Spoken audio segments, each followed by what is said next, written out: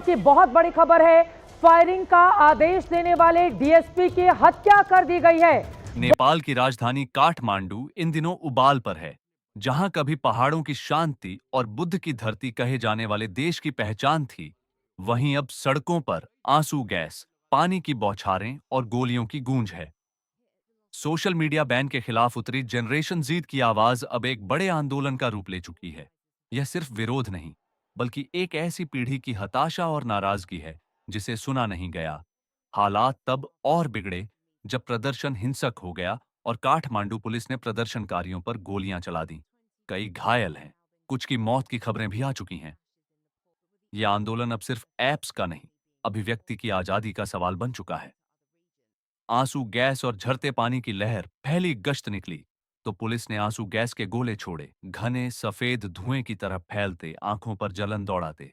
अगले ही पल पानी की भारी बौछार, लोगों के चेहरे पर दुख और गुस्सा दोनों समा गए।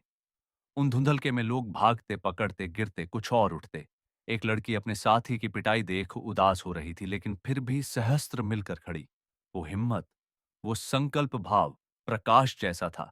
पूरे दृश्य में एक विरोध की कसक थी और पुलिस का तर्क भीड़ को शांत करने की रणनीति था, जो कि हिंसात्मक और संवेदनशील दोनों था। जेनजी जनरेशन का आवाज उठना, जो लोग इस विरोध में शामिल थे, उनमें सबसे अधिक संख्या जेनजी पीढ़ी, जिनकी पहचान इंटरनेट मीम्स, रील्स और वायरल कंटेंट से जुड़ी है। ये वे युवा हैं जो बिना स्वाइप मारे नहीं रह सकते, जिनकी पल भर पहले की फनी पोस्ट, रील या मीम्स ही दिल का हाल बयान करते हैं। सिर्फ सोशल मीडिया नहीं, बल्कि वहां से तो उनकी आत्मा भी जुड़ी भुनी महसूस करती है। इसलिए जैसे ही सोशल मीडिया पर बैन की खबर फैली, ये युवा, जिनका जनजीवन, दोस्ती, मनोरंजन, भावना सब कुछ प्लेटफॉर्म्स पर था, उन्होंने महसूस किया कि उनके जीवन का एक हिस्सा ही छीना जा रहा है। भीड़ संसद परिसर में दाखिल, यह प्रदर्शन सिर्फ सड़क तक सीमित नहीं रहा। जेएनजी लड़के लड़कियां, लोगों की भीड़ संसद परिसर की ओर बढ़ी और कई स्थानों पर उन्हें गेट नंबर 1 और गेट नंबर 2 पर कब्जा करते देखा गया। संसद परिसर का प्रतीकात्मक महत्व, लोकतंत्र का केंद्र, जहां देश की आवाज फनकारों, किसानों, शिक्षकों आदि तक पहुंचती है। उस स्थान पर जब ये युवा पहुंचे, तो स्पष्ट था कि यह केवल विरोध नहीं, बल्कि संवाद का आग्रह था। वो अपनी आवाज को उस जगह तक ले जाना चाहते थे जहां उनकी आवाज का मायना हो। भारत नेपाल सीमा पर भारत की सतर्कता, नेपाल की नाजुक स्थिति को देखते हुए खबर आई कि भारत सरकार ने नेपाल सीमा पर तैनात सीमा सुरक्षा बल बीएसएफएसएसपी को सतर्कता बढ़ाने का आदेश दिया है। हालांकि यह कदम सैन्यकरण की ओर इशारा नहीं करता, मगर सीमा पर हालात की गंभीरता और भारत की संभावित सुरक्षा चिंताओं को जाहिर करता है। खबरों में बताया गया कि भारत नेपाल मित्रता के बीच यह कदम दो देशों की सुरक्षा और शांति के लिहाज से लिया गया है, ताकि सीमा पार तनाव यहां उभार न ले।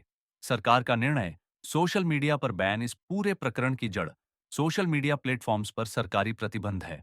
नेपाल सरकार ने 26 social media platforms, Facebook, Twitter, WhatsApp, YouTube सहित पर बैन लगा दिया। ये वे ऐप्स हैं जिन्हें आम लोग रोज इस्तेमाल करते हैं। समाचार, बातचीत, मनोरंजन, सूचना, हंसी, सब कुछ। सरकार ने स्पष्ट किया कि उन प्लेटफॉर्म्स का नेपाल में पंजीकरण न होना इस कदम का प्रमुख कारण था।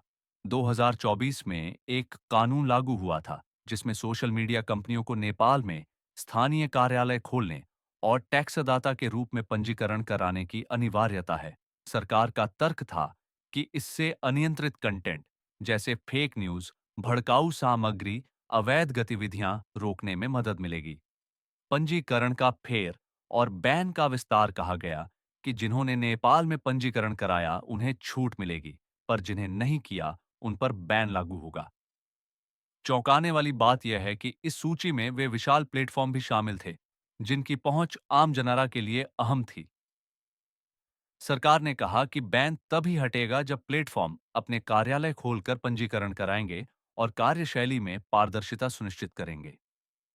हाल तक केवल कुछ नाम, जैसे कि टिकटॉक, वाइबर, निम्बस, विटेक और पियो लाइव ने ही नेपाल में कंपनी रजिस्ट्रार कार्यालय में जाकर अपनी पंजीकरण प्रक्रिया पूरी की है। भविष्य की राह, डायलॉग या संघर्ष? आइंदा क्या होगा ये जानने की बेताबी है। सरकार अगर समय आने पर पुनर्विचार करे तो संवाद और लोकतांत्रिक आवश्यकताओं के बीच संतुलन अब भी संभव है। दूसरी ओर, अगर युवा जैन जी इसी तरह सड़क पर बने रहे तो नेपाल की राजनीति और लोकतंत्र दूसरे मोड़ भी ले सकता है।